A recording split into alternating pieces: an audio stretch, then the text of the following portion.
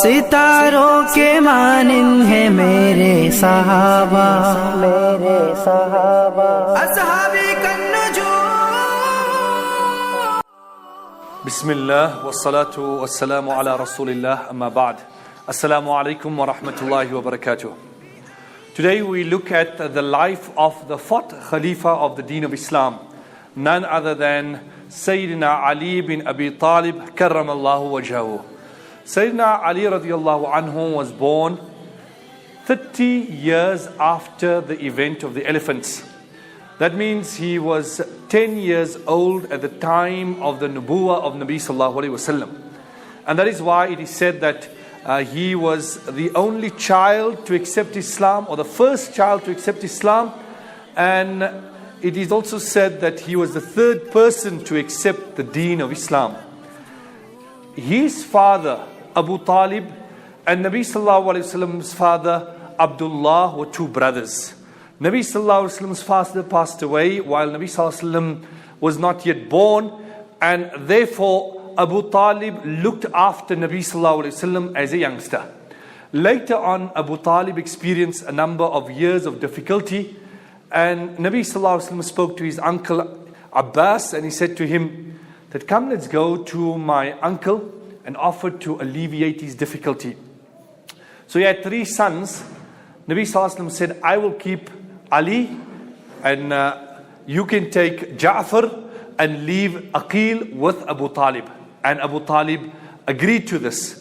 And that is how Ali radiallahu anhu grew up in the home of Nabi sallallahu alayhi wasallam. He was with Nabi sallallahu alayhi wasallam all along, and he supported Nabi sallallahu alayhi wasallam at every instance. He endured all that the believers endured in the phase and in the stage of existence in Makkah al-Mukarramah.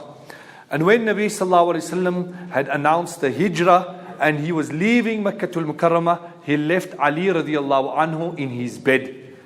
And he also left all the various trusts that were given to him to Ali radiallahu anhu to distribute. And that is how particular Nabi sallallahu alayhi wasallam was with regards to the fulfillment of an amana, a trust. These days, you can hardly find a person who is trustworthy. Nabi sallallahu alayhi wasallam then makes the hijrah to Madinatul Munawwarah, and Ali radiallahu anhu follows after completing all the errands of Nabi sallallahu alayhi wasallam. Ali radiallahu anhu participates in the battle of Badr, and he has a great share where he kills almost half of the kuffar in that battle. Then in the battle of Uhud, he stands very firm, and when there were groups of the Sahaba who fled from the battlefield, he remains steadfast, defending Nabi sallallahu alayhi wasallam. He then gets married to the last and smallest daughter of the Messenger sallallahu alayhi wasallam, who is the leader of the women of Jannah, none other than Sayyidah Fatima radiallahu ta'ala anha. And at that time, he has no money. He's a poor man throughout his life. And all he has is he gives his armor, and that is sold to pay the mahr. And because of that, we have what is termed the mahr-e-Fatimi, the mahr that Sayyidina Ali radiallahu anhu had given to Hazrat Fatima radiallahu ta'ala anha. In fact, it is mentioned that one day, Nabi sallallahu alayhi wasallam came into the home, and he would visit them regularly. So he came into his daughter's home, and he noticed that there's something amiss. The atmosphere is very tense. And he notices that Ali, who is his cousin, his son-in-law, is not there. So he says, "Aina ibn ammi? Where is my cousin?" So Sayyidah Fatima radiallahu anha says, "Kana bayni wa baynahu shay." There was something between me and him. فَغَضِبَ, he got angry, and then he left.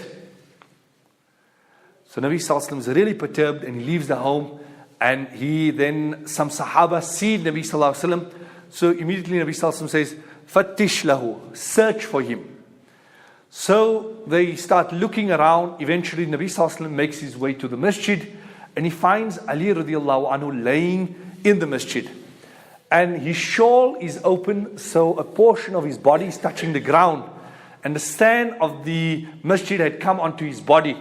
So when Nabi sallallahu alayhi wasallam sees this, Nabi sallallahu alayhi wasallam says, "Qum ya Abat Turab," stand up, dusty man. Nabi sallallahu alayhi wasallam called him dusty man, and in that one statement, he then diffused the whole situation. If we look at this entire scenario, Sayyidah Fatima, when Nabi Sallallahu Alaihi Wasallam asked her what happened, she never exaggerated. She just said, this is it.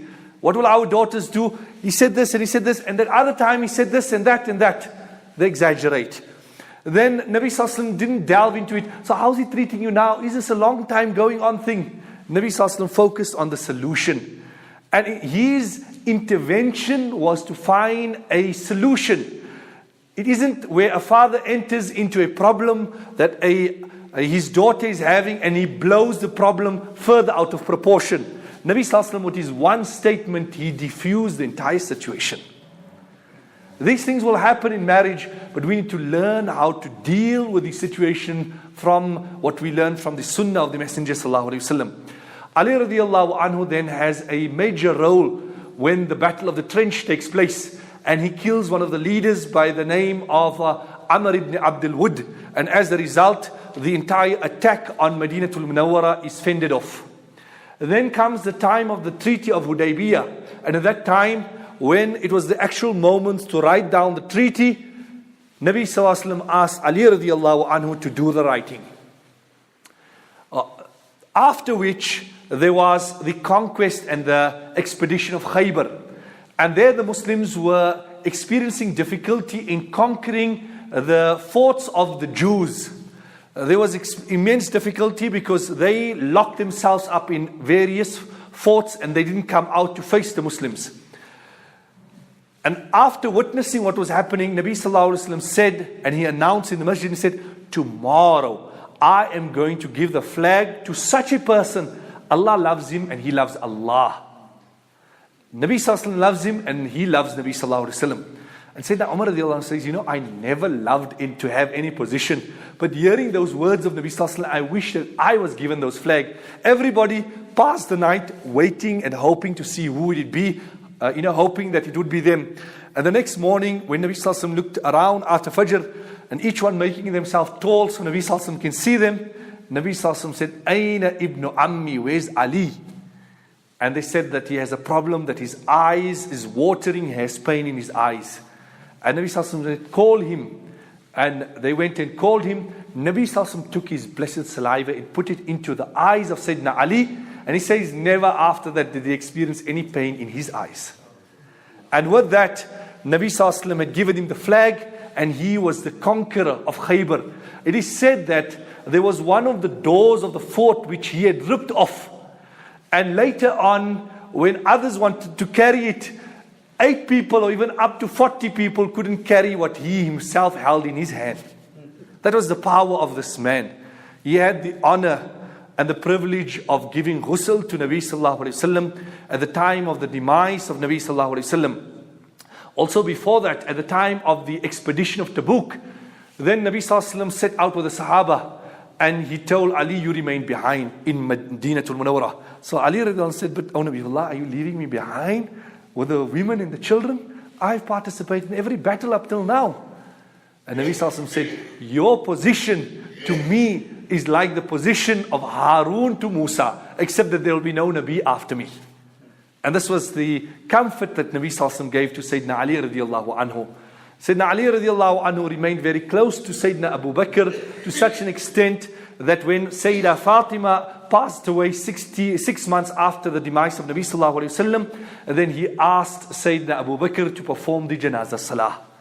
He remained loyal to Sayyidina Umar, Sayyidina Uthman, and after the demise of Sayyidina Uthman, he became the Khalifa, and that is why he is the 4th Khalifa of the Deen of Islam.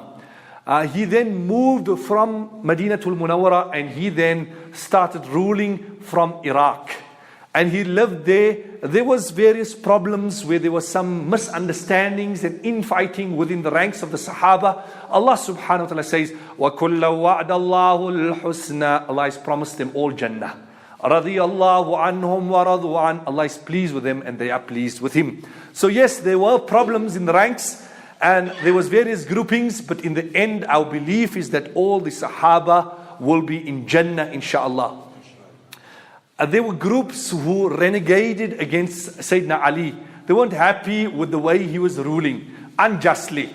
And eventually from the Khawarij, the extremists, they had conspired to take his life. And one morning in Kufa, when he came to the masjid, there was a man who had an agenda, was waiting in the masjid. And he was sleeping in such a way that he was lying on his own stomach. And Sayyidina Ali went to him and shook him to wake him up and said that this is not the type of laying or the way to lie down. This is such a position which is detested by Allah subhanahu wa ta'ala. And then Sayyidina Ali went and started his salah.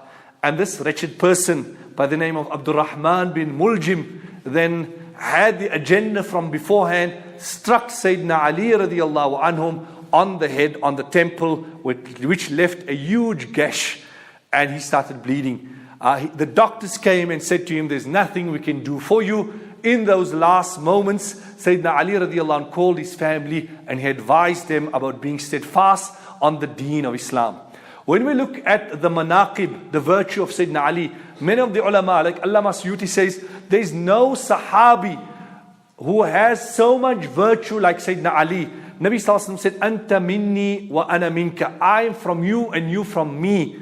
Man kuntu mawlahu fa aliyun mawlahu. Wherever I am his guardian, then Ali is his guardian. So much fazail. Yet years later, when one of the sons of Sayyidina Ali asked him, Man khayrun nas ba'di Rasulillah? Who's the most virtuous after Nabi Sallallahu Alaihi Wasallam? So Sayyidina Ali radiallahu anhu said Abu Bakr. And then he asked, who's after that? And he said Sayyidina Umar.